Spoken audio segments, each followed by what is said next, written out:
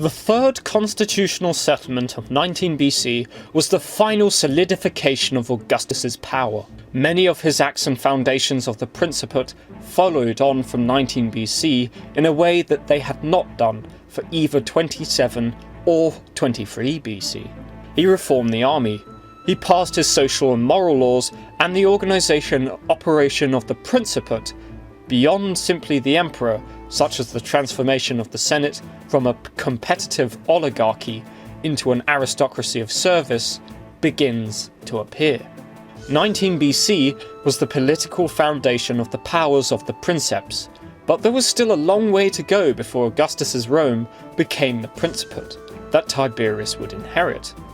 After 19 BC, there were still further political developments, but these were more additions to what Augustus had established rather than the political chess game of the 20s BC.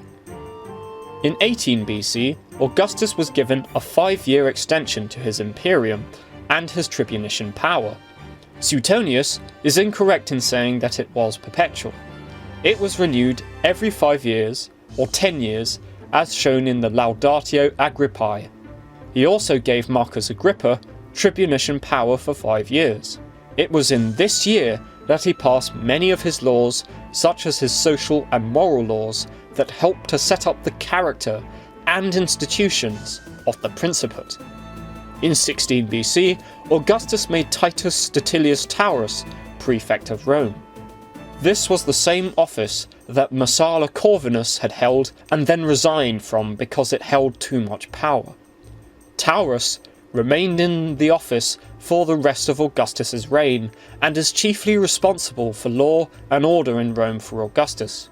Augustus also held the Secular Games, celebrated every 100 or 110 years. In 13 BC, Augustus's imperium was extended again for 5 years, and Agrippa's tribunician power was also extended for 5 years. Agrippa was also given Maius Imperium Proconsulare, which means that he was the highest authority in any province. However, Agrippa was not granted the consular power. That was only held by Augustus.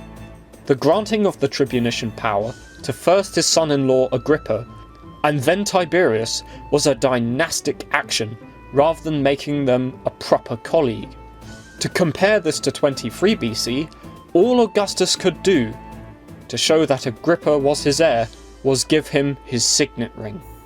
In 12 BC, Augustus was elected corrector of the public morals for 5 years. In this year also, Agrippa died, depriving Augustus of his best friend and heir. Augustus was elected Pontifex Maximus after the death of Marcus Aemilius Lepidus, the triumvir from 20 years earlier, and holder of the office for the whole of that time. He died in the previous year. Augustus was now elected chief priest of Rome. This was a title that Roman emperors held from Augustus to Gratian. In 8 BC, Augustus's imperium was renewed for another 10 years, apparently with a show of reluctance. In 5 BC, Augustus was elected consul for a few months, with the main aim of introducing Gaius Caesar, his grandson, into the Senate. In 2 BC, Augustus was again elected consul for the 13th and last time to introduce his grandson Lucius Caesar into the Senate. Also in 2 BC, the Senate voted to give Augustus the title of Father of the Fatherland, or Pater Patriae. Although Daddy Augustus might sound nice and friendly to us, Roman fathers owned their family. They owned their wife, their sons, their daughters, their slaves, and their entire household. They wielded absolute authority over them. The power of the pater familias only ended when the father died. Augustus was now the pater familias of the whole Roman Republic, and now they were in his manos, or hands. An inscription from Ticinum from 2 BC tells us the titulature of Augustus. Ehrenberg and Jones, documents illustrating the reigns of Augustus and Tiberius. Item 61. Imperatori Caesari divi filio Augusto, Pontifici Maximo, patri patriae auguri, quindecim viri sacris facindis, septum viri epulonum, tredecim consuli, sepdecim imperator, tringita tribunicia potestat. Or, to Commander Caesar, son of a divine one, Augustus, chief priest, father of the fatherland, augur, one of the board of 15 for public rights, a priesthood, one of the board of 7 for epulons, another priesthood, consul 13 times, saluted as general 17 times, tribunician power for the 30th time. Not very republican. Indeed, it flies in the face of his statement that he never held more power than any other magistrate or contrary to the Republic. In AD 3, Augustus renewed his imperium for another 10 years. In AD 6, Tiberius was granted the tribunician power and possibly the Maius Imperium Proconsulare as well. In AD 13, Augustus renewed his imperium for a further 10 years. In AD 14, Augustus wrote the Res Gestae Divi Augusti. Its texts were designed to be written in 2 great bronze slabs which would flank the entrance of the tomb of the Julii, or Mausoleum of Augustus. On the 19th of August, AD 14, Augustus died. Jones and Miller believe that after 27 BC, because Augustus had all of the armies legitimately, the rest was an irrelevant facade. To the people in the provinces, he was a king, as they would recognise one. However, if the settlements were all meaningless, and Augustus was just a military dictator, why did Augustus not get rid of the Senate when it started to kick up a fuss? He never played the populist or militarist card. He could have let the people burn down the Senate in 22 BC, or marched an army on Rome, like Sulla had done whenever he received opposition from the Senate. Augustus never proscribed anyone after the civil wars, which had always been a horrifying affair, but yet he could have easily done so. This is something that Velleius Paterculus praised him for. The answers to these questions have to be found in Augustus himself, who must have been a traditionalist because he was reluctant to change the constitution of the Republic. Rather, his actions were to mould the Republic to be able to fit himself into it. This helps to explain why he kept the Senate, as well as a measure of gaining the support of the upper classes, and never thought of taking extraordinary offices like dictator in perpetuity or triumvir. Augustus may have seen the key to the Republic was the Senate rather than the people of Rome. By AD 14, the Senate still had meetings. It governed provinces, it led armies, it meted out justice, it held offices, and, for the most part, continued to do all of the functions it had done in the Republic, though not with as much power.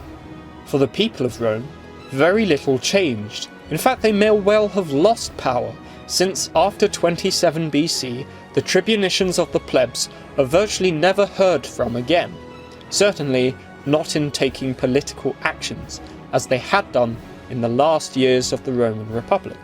This helps to explain why in 29 BC Augustus changed his rather rash behaviour as a quite obvious autocrat and went down the path that eventually resulted in his becoming princeps and creating the Principate.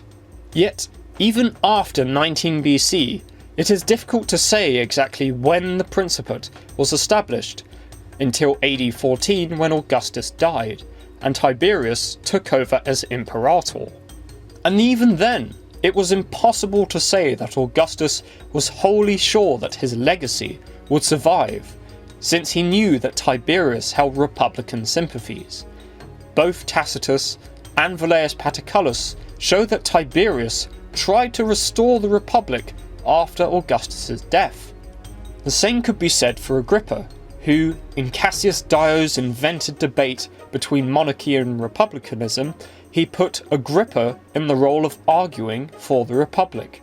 This might be one of the reasons why Augustus, in his Res Gestae, which he wrote when he was very old, stated that he restored the Republic, so that he could win either way.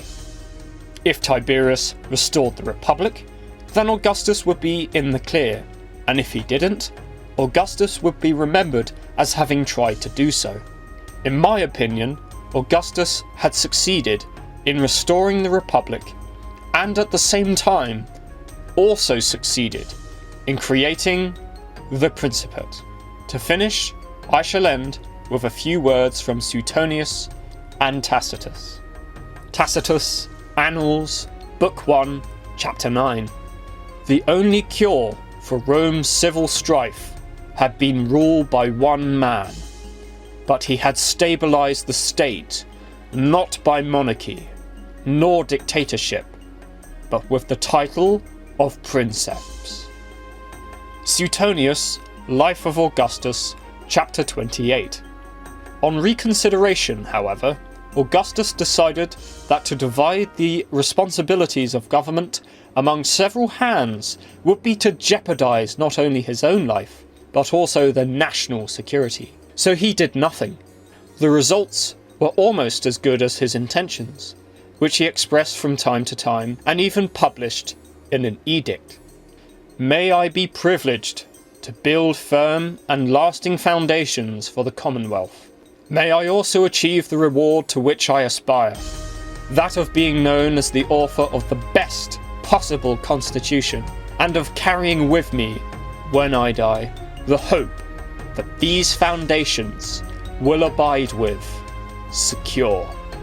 And indeed, he achieved this success, having taken great trouble to prevent his political system from causing any individual distress.